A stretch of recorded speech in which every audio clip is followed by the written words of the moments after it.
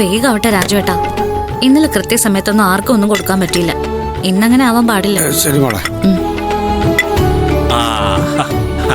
അത് തന്നെ ഞാൻ പറയാൻ വന്നത്.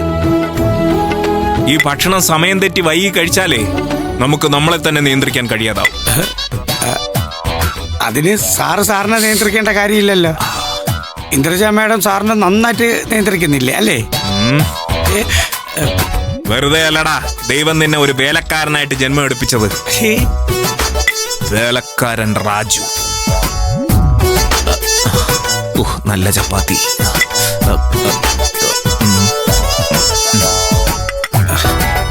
അതങ്ങോട്ട് വെച്ച് അത് അങ്ങോട്ട് വെച്ചാ മതി.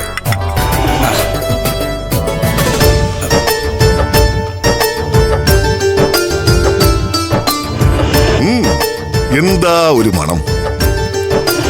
ഭക്ഷണം കഴിച്ചു നോക്കേണ്ട ഒരു ആവശ്യമില്ല, അല്ലാതെ തന്നെ അറിയാം. ഗംഭീരമാണ് അല്ലേ വന്നേ? സത്യം പറയാലോ പത്മേ, ഞാനിതൊന്നും പ്രതീക്ഷിച്ചില്ല കേട്ടോ. സത്യത്തിൽ ഞാൻ കരുതിയത് നിങ്ങൾ മിക്കവാറും ഓർഡർ ചെയ്ത് ഫുഡ് കഴിക്കുന്ന ശീലത്തിലേക്ക് മാറിയിട്ടുണ്ടാവുന്നാ. ഫുഡ് നന്നായിരിക്കണമെന്ന് എനിക്ക് എപ്പോഴും നിർബന്ധ. ആരെങ്കിലും വീട്ടിൽ വരുമ്പോ അവർക്ക് ആസ്വദിച്ച് ഭക്ഷണം കുറച്ച് ആഗ്രഹിക്കാൻ വളരെ എളുപ്പമാണ് ഉദയ്. പക്ഷെ നന്ദിനെ പോലൊരാൾ അടുക്കളയിൽ ഇല്ലെങ്കിൽ ആ ആഗ്രഹത്തിനൊന്നും ഒരു വിലയില്ല. മോളെ, സൂര്യ കഴിക്കാൻ വരാത്ത എന്താ? സൂര്യ സാർ ഇപ്പൊ വരും.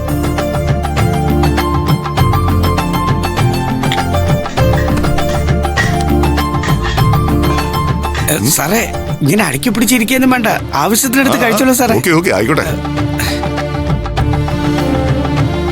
മതി.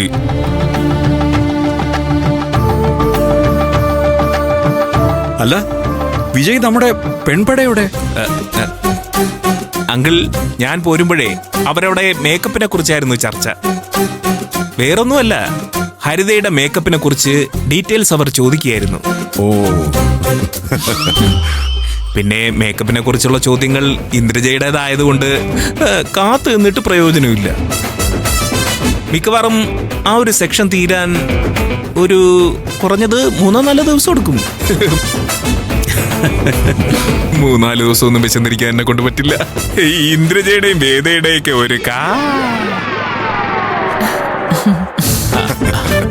നീ ഇരിക്കെ, ഞങ്ങൾ പിന്നീട് കഴിക്കാം. ആ, നിങ്ങളെ കുറിച്ചാ വിജയ് പറഞ്ഞുകൊണ്ടിരുന്നത്. അങ്ങനെയൊന്നുമില്ല ഇന്ദ്രജയ്. നിങ്ങൾ മേക്കപ്പിന്റെ കാര്യങ്ങളൊക്കെ സംസാരിച്ചു തുടങ്ങിയ പിന്നെ കുറച്ച് ലേറ്റ് ആവുമെന്നേ ഞാൻ പറഞ്ഞുള്ളൂ. ഇത്രയ്ക്ക് ലേറ്റ് ആവുമെന്നേ. Excuse me. ഇരിക്കേ. മതി. നീ ഇതെവിടെയായിരുന്നു? ഞാൻ ഇവിടെ പുറത്ത് നിൽക്കുന്നുണ്ടായിരുന്നു, ഒരു കോള് ചെയ്യാനായിട്ട്. നിങ്ങളെല്ലാരും വിചാരിക്കില്ലേ മേക്കപ്പിനെ കുറിച്ച് എന്തോ സംശയങ്ങളാ വേദ എന്നോട് ചോദിച്ചതെന്ന്? സത്യത്തിൽ വേദയ്ക്ക് അറിയേണ്ടിയിരുന്നത് എന്താണെന്നറിയോ? മുഴുവൻ രഞ്ജിത്തിനെ കുറിച്ചായിരുന്നു. ചുമ്മാ പറയുന്ന കേട്ടോ, ഞാനങ്ങനെ ചോദിച്ചിട്ടേ ഇല്ല. ഒന്നും ചോദിച്ചില്ലാന്നൊന്നും നീ പറയണ്ട. ചോദ്യങ്ങളൊക്കെ ഞാനും കേട്ടതാ.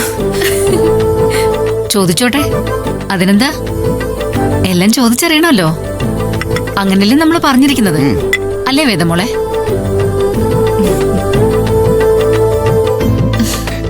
സൂര്യ സാർ മോളെ വിളമ്പി കൊടുക്ക്. നന്നായിട്ടുണ്ടല്ലേ? എങ്ങനെയുണ്ട് ഇന്നത്തെ ഫുഡ്? കൊള്ളാവോ? ഗംഭീരായിട്ടുണ്ട്. ഇട് നന്ദിനി, എന്ത് പറ്റി? വല്ലാതെ ക്ഷീണിച്ചിരിക്കുന്നു.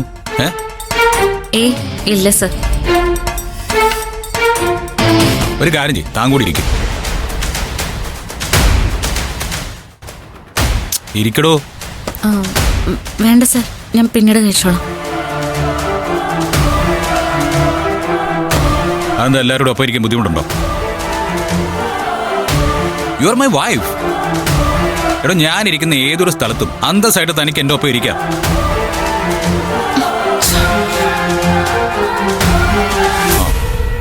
ഓക്കെ, ഇനിയിപ്പോൾ താൻ ഇരിക്കുന്നില്ലെങ്കിൽ വേണ്ട. എന്നാലും ഒരു സന്തോഷത്തിന് ദാ ഇത്തിരി കഴിച്ചോ.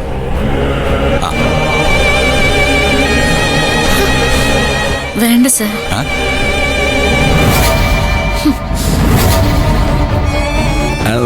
കഴിച്ചോ മോളെ, കഴിച്ചോ. കഴി.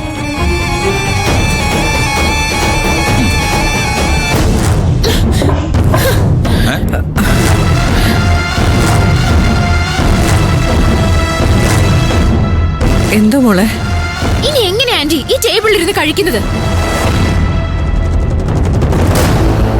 ഇതിലും വലിയൊരു നാണക്കേട് അനുഭവിക്കാൻ എനിക്കുണ്ടോ? നമ്മളൊക്കെ ഇരിക്കുന്ന മേശപ്പുറത്ത് ആദ്യത്തെ ഉരുള കഴിക്കുന്നത് ഒരു അന്തസ്സില്ലാത്ത വേലക്കാരിയാണെങ്കിൽ പിന്നെ നമുക്കൊക്കെ എന്താ വേല? എനിക്ക് ഭക്ഷണം വേണ്ട. ഇത്ര അന്തസ്സില്ലാത്തൊരു നിമിഷം എന്റെ ജീവിതത്തിൽ ഇതിനു മുമ്പ് ഉണ്ടായിട്ടുമില്ല. ഇത് ആന്റിയുടെ അങ്കിളിന്റെയും പ്രശ്നോ? ഒരു സെർവന്റിനെ നിലയ്ക്ക് നിർത്താൻ പറ്റാത്തതിന്റെ ദോഷം. നന്ദിനി സെർവന്റ് അല്ല, എന്റെ ഭാര്യയാണ്. തനിക്ക് ഭക്ഷണം കഴിക്കാതിരിക്കാം, പക്ഷേ അതിന്റെ പേരിൽ നന്ദിനി എന്തെങ്കിലും പറഞ്ഞോണ്ടല്ലോ. സൂര്യ, നീ ഒന്ന് അടങ്ങ്. അമ്മയുടെ കൺമുമ്പിൽ വെച്ചാ, അമ്മയുടെ വീടിനകത്ത് വെച്ചാ ഇവളീ പറഞ്ഞതൊക്കെ. അവളോട് അമ്മ പറഞ്ഞോ അടങ്ങി ഒതുങ്ങിയിരിക്കാൻ?